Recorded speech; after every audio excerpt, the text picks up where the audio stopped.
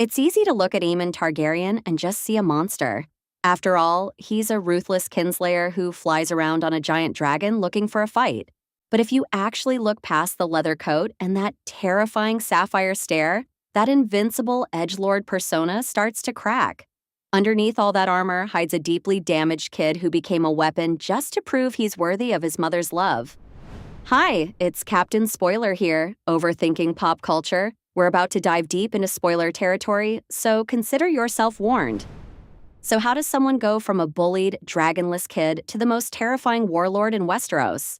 To understand the monster Aemond is today, we have to look at the environment that engineered him, because it turns out his entire adult identity is just a giant shield built to hide a childhood full of insecurity, fear, and a desperate need to survive his own family. Do not mourn me, Mother. It was a fair exchange. I may have lost an eye, but I gained a dragon. In a world like Westeros, your worth is decided the second you are born. If you're the firstborn son, you inherit the world. Aegon gets the birthright, the legacy, and the crown, even though he's a destructive, miserable mess who wants none of it. But as the second son, Aemond gets the crumbs.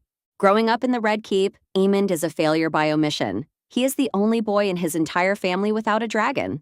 And you have to understand the social weight of that in House Targaryen. A dragon isn't just a pet or a weapon, it is the literal source of your divine right to rule. It's what makes you a god among men. Without one, Aemond is basically an imposter in his own skin, constantly reminded that he lacks the one thing that makes him a true Targaryen. And to make matters worse, Rhaenyra's sons, boys everyone knows are bastards, already have dragons of their own.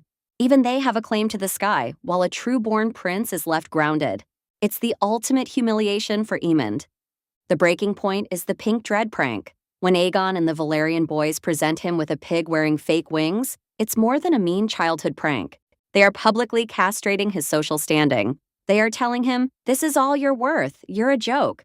He learns a brutal lesson. In this family, if you are weak, you get crushed.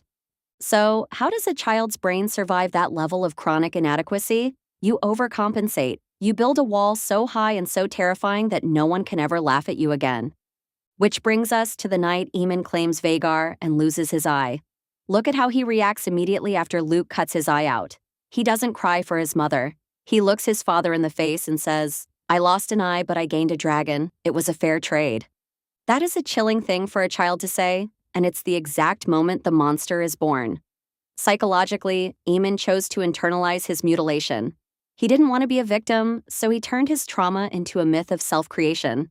The sapphire eye became his badge of honor. It was his proof that he paid a blood price to become untouchable. From that moment on, power became his ultimate psychological armor, an obsession driven by a simple, traumatic rule. If he holds all the power, no one can ever hurt or humiliate him again. But there's a tragic catch to this kind of psychological armor. External power cannot heal internal shame. Claiming Vhagar, the oldest, largest, and most violent dragon on Earth, wasn't just a strategic win for his family. It was Aemond building a massive, fire-breathing shield over a fundamentally broken self-esteem.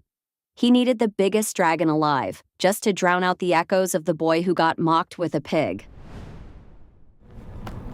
I want you to put out your eye. It's payment for mine. I plan to make a gift of it to my mother. But this isn't just about peer pressure from his cousins. It runs much deeper, straight back to his mother.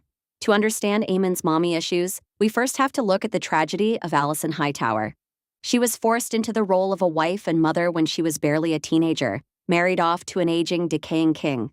She spent her youth unhappy, isolated, and desperately lonely. Because she was pushed into motherhood by a patriarchal system that treated her like a womb on legs, there was always an invisible wall between her and her kids. She didn't have the emotional capacity to be patient or nurturing. She was cold, bitter, and demanding. Instead of maternal warmth, Alicent projected her own trauma and powerlessness onto them. She had sacrificed her entire life for the Hightower cause, and her children were the only proof that her suffering meant something. So, as Rhaenyra's faction grew stronger, Alicent's isolation morphed into a desperate, transactional obsession with survival. She didn't comfort her kids. She weaponized them. She spent their entire childhoods drilling a single terrifying narrative into their heads. Rhaenyra will kill you to secure her throne, so you must be ready. Aegon reacts to this crushing pressure by checking out completely, numbing himself with alcohol and self-destruction. But Aemond takes the exact opposite route. He internalizes his mother's anxiety and turns it into a rigid, obsessive discipline. If he can just be perfect, if he can master history, philosophy, and become the most lethal swordsman in the Red Keep, maybe he can fix the family. Maybe he can finally make his mother proud, and more importantly, make her feel safe. This is the classic perfectionist trap. Aemond subconsciously believes that love and safety aren't given freely. They are things you have to earn through flawless performance. He becomes the ultimate soldier for his mother's cause. The tragic irony is that Alicent accidentally builds a weapon she can no longer control.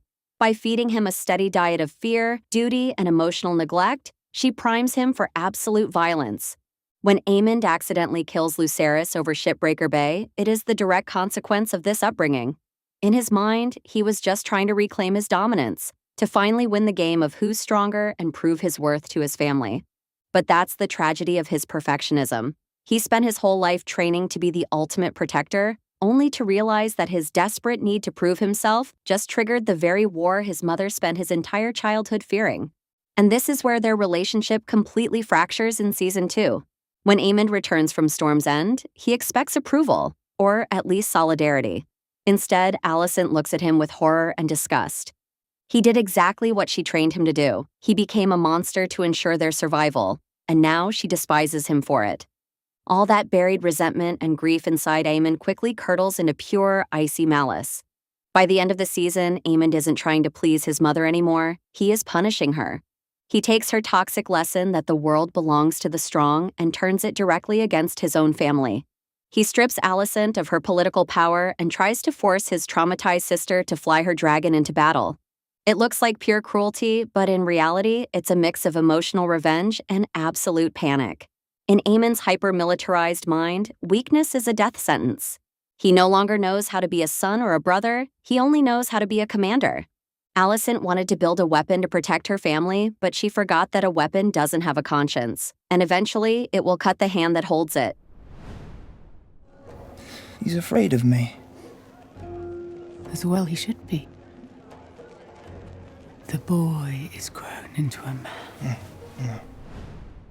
This brings us to the most fascinating contradiction in Aemond's character, where his deep-seated psychological damage takes center stage. To the rest of Westeros, Aemond is a stoic, untouchable weapon. Around his mother and sister, he constantly wears a mask of rigid strength. He can never show them weakness because their entire survival depends on him being a monster. He puts them on a pedestal of purity and duty, but you can't look for emotional comfort on a pedestal. For that, he goes to a brothel, specifically to a woman named Sylvie. She is an older, experienced sex worker, and the show heavily implies she was his very first. He's been coming to her since he was an inexperienced teenager, but he doesn't just visit her for sex. He returns to her repeatedly, year after year, especially when the pressure of his own life becomes suffocating. The scenes between them are some of the most telling in the entire show. Look at the sheer contrast in those moments. We see this terrifying warlord completely naked, curled up in a fetal position, resting his head on her lap while she gently strokes his hair. In that room, Sylvie fills the exact void left by Alicent. She gives him the unconditional, nurturing warmth his own mother was simply too traumatized and broken to provide. She provides the only safe space in his entire life, precisely because she demands absolutely nothing from him. She isn't measuring his value, his sword skills, or his loyalty to the crown. By dropping his guard in her lap, Aemond strips off the heavy leather coat, the cold-blooded facade, and the crushing weight of being the family's savior. He doesn't have to be the protector, the lethal second son, or the war criminal. He can finally just step out of the armor and allow himself to be mothered. And that is the cruel, tragic irony of Aemond Targaryen. He has to play the part of a cold-blooded killer on the battlefield because that's the mold his family forced him into. But the psychological toll of that performance is so devastating that the one person the entire realm fears most is, in reality, just a broken boy paying for a safe place to be held like a child. Ultimately, Aemond Targaryen is a tragic figure because he is a perfect product of his environment. He's the monster that a broken, anxious family dynamic and a patriarchal system designed him to be. He spent his entire life trying to outrun the ghost of the boy who got bullied, trying to earn a seat at a table that was never built for him, and trying to win the approval of a mother who fed him fear instead of love. He thought Vhagar would make him whole, but all she did was give his unresolved childhood trauma a nuclear option. In the end, Aemond's story is a reminder that if you don't heal the wounds inflicted in childhood, the boy who was broken will eventually find a way to burn the rest of your world down. But what do you think? Is Aemond just a victim of a broken environment and his mother's anxiety? Or has he crossed the line into being completely unforgivable? And does that vulnerable side we see with Sylvie make him more human to you? Or does it just make his brutality on the battlefield even more chilling? Let me know your thoughts in the comments. Thank you for watching, and if you liked this video, here's another one you might find interesting.